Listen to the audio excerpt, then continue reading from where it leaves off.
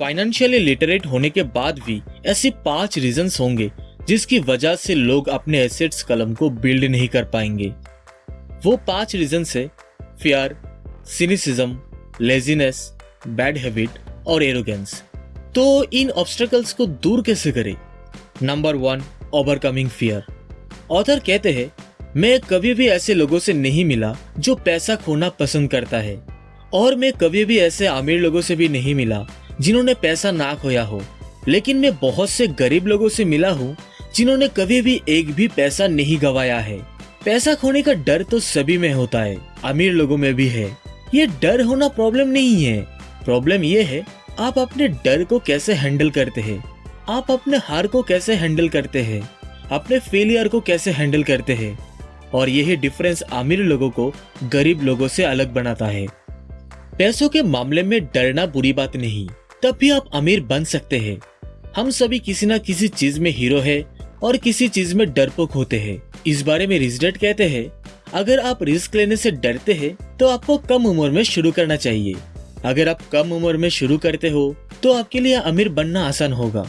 लेकिन अगर आपके पास ज्यादा समय नहीं है और आपको रिटायर भी जल्दी होना है, तो आप अपने पैसे खोने का डर को कैसे हैंडल करेंगे? ऑथर के पुअर डैड इस चीज को लेकर कभी भी बात नहीं की, लेकिन रिच डैड के हिसाब से इस बारे में हमें टेक्सांस की तरह सोचना चाहिए। वो कहते थे टेक्सास में सब कुछ बड़ा होता है। जब टेक्सांस जीतते हैं तब ये लोग बड़े जीत हासिल करते हैं, लेकिन जब ये लोग हारते हैं वो हार भी शानदार होता है। रिच डैड को टेक्सांस के रिस्क, रिवॉर्ड और फेलियर के प्रति जो एटीट्यूड है वो उन्हें सबसे अच्छा लगता है। रिच डैड आगे ऑथर और माइक को कहते हैं, ज्यादातर लोग फाइनेंशियल सक्सेस हासिल नहीं कर पाते क्योंकि ये लोग बहुत ज्यादा सेफ खेलते हैं। लोग हारने से इतना ज्यादा डरते हैं कि वो आखिरकार हार ही जाते हैं। NFL क्वार्टरबैक फ्रैंक ट्रकिंटन के हिसाब से जीतने का मतलब है हार से ना डरना। ऑथर भी अपने लाइफ में देखा है कि जीत हमेशा हार के बाद ही मिलता है। फॉर एग्जाम्पल, ऑथर बाइक चलाना सीखने से पहले बहुत बार गिरे थे। ऑथर ने कोई भी ऐसे अमीर इंसान को नहीं देखा जो कभी भी पैसा नहीं खोया है। ज्यादातर लोग फाइनेंशियली जीत नहीं पाते क्योंकि उन्हें अमीर होने की खुशी से पैसा खोने का डर बहुत ज्यादा होता है। टेक्सास में एक कहावत है कि स्वर्ग तो सभी जाना चाहता है, लेकिन इसके लिए कोई भी मरना नहीं चाहता। ठीक वैसे ही लोग अमीर बनना तो चाहता है, लेकिन ये लोग पैसा खोना नहीं चाहता, और इसीलिए ये लोग कभी भी स्वर्ग भी नहीं जा पाते। टेक्सास के लोग अपने हार को भूलते नहीं, वो उससे इंस्पिरेशन लेते हैं। फेलियर उन लोगों को विनर बनने के लिए इंस्पायर करते हैं। ये फॉर्मूला सिर्फ टेक्सास के लिए नहीं है, ये हर एक विनर्स का फॉर्मूला है। इसलिए जब भी रिच डैड को फाइनेंशियली लॉस होता था तो वो डरते नहीं थे, क्योंकि उन्हें पता था ये फेलियर उन्हें और ज्यादा होशियार और मजबूत बना देगा। वो अपने हार को जीत में बदलना जानते थे। यही उन्हें विनर और दूसरों को लूजर बनाता था। विनर्स के लिए हार उन्हें इंस्पायर करते हैं और लूजर्स के लिए हार उन्हें डिफीट करते हैं। और यही विनर्स का सबसे बड़ा सीक्रेट है जो लूजर्स को नहीं पता होता है। अगर आपके पास कम पैसा है और आपको अमीर बनना है तो आपको सबसे पहले फोकस करना पड़ेगा, बैलेंस नहीं। किसी भी सक्सेसफुल इंसान को देखो तो मिलेगा, उनके शुरुआत के टाइम पे ये लोग बैलेंस नहीं थे। जो लोग बैलेंस होते हैं वो कहीं नहीं जा पाते। तो अगर आपको प्रोग्रेस करना है तो आपको अनबैलेंस होना पड़ेगा। Thomas Edison, Bill Gates, Donald Trump, George Soros, ये लोग बैलेंस नहीं थे, ये लोग फोकस्ड थे। अगर आपका सपना रेट रेस से बाहर आना है तो सबसे पहले खुद को एक सवाल पूछो कि मैं फेलियर को कैसे रेस्पॉन्ड करने वाला हूँ। अगर फेलियर आपको जीत के लिए इंस्पायर करते हैं तो शायद आपको उस सपने पूरा करने के लिए जाना चाहिए। अगर फेलियर आपको कमजोर बना देता है तो आपको सेफ खेलना चाहिए, लेकिन शुरुआत जल्दी अर्थात कम उम्र में करना चाहिए। खुद का एसेट्स कलम बिल्ड करना एक गेम होता है जिसके लिए आपका एटीट्यूड बहुत बड़ा रोल प्ले करेगा। इसके लिए गट्स, पेशेंस और फेलियर झेलने की ताकत होना चाहिए। Number 2, overcoming cynicism. हम सभी चिकन लिटिल बन जाते हैं जब भी हमारे थॉट्स में फियर और डाउट आ जाते हैं, जैसे कि मैं स्मार्ट नहीं हूँ, मैं बहुत ज्यादा अच्छा नहीं हूँ, वो मुझसे ज्यादा बेहतर है। हमारे डाउट्स अक्सर हमें पैरालाइज कर देते हैं। फिर हम क्या होगा अगर गेम खेलने लगते हैं। फॉर एग्जाम्पल, क्या होगा अगर मेरे इन्वेस्ट करने के बाद ही इकोनॉमी क्रैश कर जाए? क्या होगा अगर चीजें मेरे प्लान के हिसाब से ना चले? सिर्फ यही नहीं, हमारे बहुत से ऐसे दोस्त और रिश्तेदार होते हैं जो हमें हमारे कमियों को याद दिलाता है। अक्सर ये लोग कहते हैं, तुझे ऐसा क्यों लगता है कि तू ये कर सकता है, और अगर ये आइडिया इतना ही अच्छा होता तो किसी और ने अभी तक क्यों नहीं कर पाया। डाउट के शब्द कई बार इतना जोर से बजते हैं कि हम काम करना शुरू ही नहीं कर पाते। इसलिए हम सेफ चीजों के साथ बने रहते हैं और अपॉर्चुनिटीज हमारे पास से निकल जाता है। एक बार ऑथर के दोस्त रिचर्ड ऑथर और किम से मिलने फिनिक्स आए। उस समय फिनिक्स का रियल एस्टेट प्राइस बहुत ज्यादा डाउन चल रहा था। ऑथर ने अपने दोस्त का कैश फ्लो और कैपिटल बढ़ाने के लिए उनके दोस्त को कुछ बहुत ही अच्छा अपॉर्चुनिटीज दिखाया। फिर एक अच्छा प्रॉपर्टी ढूंढने के बाद ऑथर ने एक एजेंट से बात की जिसने उस प्रॉपर्टी को रिचर्ड को बेचा। उस प्रॉपर्टी का कीमत $42,000 था। ऐसे सिमिलर टाइप के प्रॉपर्टी उस समय $65,000 में बिक रहे थे। रिचर्ड को ये एक अच्छा बार्गेन मिला, इसलिए वो एक्साइटेड होके इस प्रॉपर्टी को खरीद लिया और बॉस्टन लौट गया। 2 हफ्ते बाद उस एजेंट ने ऑथर को बताया कि उनके दोस्त इस डील से पीछे हट गए।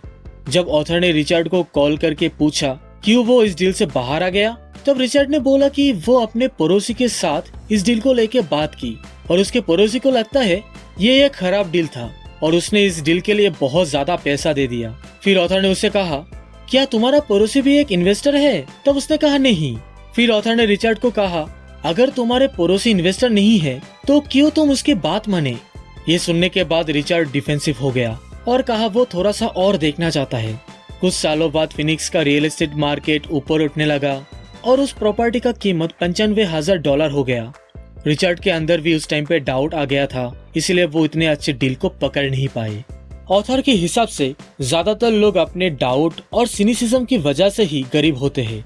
दुनिया आपका इंतजार कर रहा है कि आप अमीर बन सके, लेकिन आपके अंदर डाउट होने की वजह से आप गरीब हो। इसीलिए रिच डैड कहते हैं सिनिक्स कभी नहीं जीत पाते। सिनिक्स हमेशा क्रिटिसाइज करते रहते हैं और विनर्स हमेशा एनालाइज करते हैं। विनर्स एनालिसिस के माध्यम से उन अपॉर्चुनिटीज को देख पाते हैं जो बाकी सब मिस कर जाते हैं। रिच डैड ऑथर को कहते थे, जब भी मन में डाउट की वजह से चिकन लिटिल बन जाओगे तब तुम भी वही करना जो कर्नल सैंडर्स ने किया था। कर्नल सैंडर्स 66 साल की उम्र में अपना सारा बिजनेस खो चुका था और सोशल सिक्योरिटी के चेक पे अपना गुजारा शुरू करा था। इतना ही नहीं, वो अपने फ्राइड चिकन रेसिपी को बेचने के लिए पूरा देश घुमा। 1009 बार रिजेक्ट होने के बाद किसी ने उन्हें हाँ कहा और वो उस उम्र में करोड़पति बने जिस उम्र में ज्यादातर लोग काम करना छोड़ देते हैं। तो जब भी मन में डाउट हो और थोड़ा सा डरे हुए हो तब वही करना जो कर्नल सैंडर्स ने अपने लिटिल चिकन के साथ किया। उन्होंने उसे फ्राई कर लिया था। Number 3, overcoming laziness. ज्यादातर बिजी रहने वाले लोग अक्सर लेजी होते हैं। ऑथर ऐसे लोगों से मिलते रहते हैं जो इतना बिजी होते हैं कि ये लोग अपने पैसों का ख्याल ही नहीं रख पाते हैं, और ऐसे भी लोग हैं जो बिजी होने की वजह से ये लोग अपने हेल्थ का भी ख्याल नहीं रख पाते हैं। ये लोग खुद को बिजी रखते हैं किसी चीज को अवॉइड करने के लिए। अगर ये लोग किसी काम या अपने बच्चों के साथ बिजी नहीं है तो ये लोग टीवी देखने, फिशिंग करने, गोल्फ खेलने या शॉपिंग करने में बिजी रहता है। इन लोगों को पता होता है कि ये लोग किसी चीज को अवॉइड कर रहे हैं जो काफी इम्पोर्टेंट है, और यही है सबसे common laziness bye staying busy. तो इस लेजीनेस का क्योर क्या है? इसका आंसर है थोड़ा सा ग्रीड। अगर आपके अंदर थोड़ा सा ग्रीड और कुछ अच्छा करने का डिजायर ना हो तो आप कुछ प्रोग्रेस नहीं कर पाओगे। जब भी खुद को पाओगे कि कुछ ऐसी चीजें अवॉइड कर रहे हो जो आपको करना चाहिए, तब खुद को पूछो कि ये करके मुझे क्या मिलेगा। थोड़ा सा ग्रीडी होना ही बेस्ट क्योर है लेजीनेस का। बस याद रखना, किसी भी चीज में टू मच अच्छी बात नहीं है। रिच डैड कहते हैं एक लेजी माइंड हमेशा सोचता है मैं ये अफोर्ड नहीं कर सकता। रिच डैड के हिसाब से मैं ये अफोर्ड नहीं कर सकता कहने से हमारे दिमाग काम करना बंद कर देता है। लेकिन जब भी हम क्वेश्चन पूछते हैं कि मैं इस चीज को कैसे अफोर्ड कर सकता हूँ, तब हमारे दिमाग काम करता है और उस क्वेश्चन का आंसर ढूंढने में मजबूर होता है। ह्यूमन स्पिरिट बहुत पावरफुल है, ये कुछ भी कर सकता है, लेकिन हमारे लेजी माइंड हमेशा कहते रहते हैं मैं ये अफोर्ड नहीं कर सकता हूँ। हमारे स्पिरिट चिक चिक के कहते हैं कम ऑन, जिम में चल के वर्कआउट करते हैं। लेकिन हमारे लेजी माइंड कहते हैं आज मैं बहुत थक गया हूँ, आज मैंने बहुत काम किया है। हमारे स्पिरिट कहते हैं मैं गरीबी से थक चुका हूँ, चलो यहाँ से निकलते हैं और अमीर बनते हैं। लेकिन लेजी माइंड कहते हैं अमीर लोग लालची होता है और इतना झंझट कौन उठाए, ये सेफ नहीं है, मेरा पैसा डूब सकता है। तो इस लेजी माइंड को हराने के लिए आपको थोड़ा सा तो ग्रीडी होना ही पड़ेगा। Number 4, overcoming bad habit. हमारे लाइफ में बैड हैबिट्स का असर एजुकेशन से ज्यादा होता है। फॉर एग्जाम्पल, आर्नल्ड श्वार्ज़नेगर की एक फिल्म देखने के बाद ऑथर के एक दोस्त ने कहा, मैं चाहता हूँ कि मेरे बॉडी भी श्वार्ज़नेगर जैसा हो। एक और दोस्त ने कहा, मैंने सुना कि वो हर रोज जिम जाता है और वर्कआउट करता है। फिर ग्रुप के एक सिनिक ने कहा, न मुझे यकीन है कि वो इस तरीके से पैदा हुआ होगा। आर्नल्ड की बात छोड़ो, चलो बियर पीते हैं। ये एक एग्जाम्पल है कैसे बैड हैबिट्स हमारे बिहेवियर को कंट्रोल करता है। एक बार ऑथर रिच डैड से जब अमीर लोगों की हैबिट्स के बारे में पूछा, तब रिच डैड ने ऑथर को कहा कि तुम्हारे डैड बिल्स कब पे करते हैं? जवाब में ऑथर कहते हैं, हर एक महीने की शुरुआत में। फिर रिच डैड कहते हैं, बिल्स पे करने के बाद उनके पास कितना पैसा बचता है? जवाब में फिर ऑथर कहते हैं, बहुत ही कम। फिर रिच डैड कहते हैं, यही तो है उनके स्ट्रगल का मेन रीजन। तुम्हारे डैड के अंदर भी बैड हैबिट्स है। तुम्हारे डैड सबको पहले पे करता है और खुद को सबसे आखिर में पे करते हैं, लेकिन तब तक उनके पास ज्यादा कुछ बचता ही नहीं।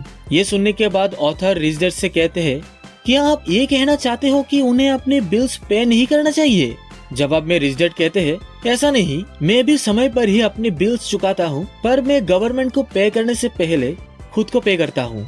फिर ऑथर ने पूछा, तब क्या होगा जब आपके पास बिल्स पे करने के लिए पैसा ना हो?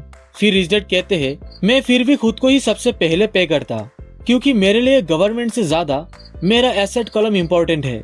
और अगर मेरे पास कम पैसा हो तो टैक्स पे करने का जो प्रेशर होता है वो मुझे इनकम के दूसरे रास्ते खोजने में मोटिवेट करता।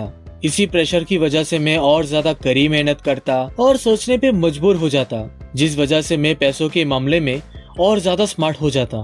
अगर मैं खुद को सबसे पहले पे करता तो मेरे पास कोई प्रेशर ही नहीं होता, इसलिए मेरे पास कभी भी पैसा नहीं होता। Number 5, overcoming arrogance.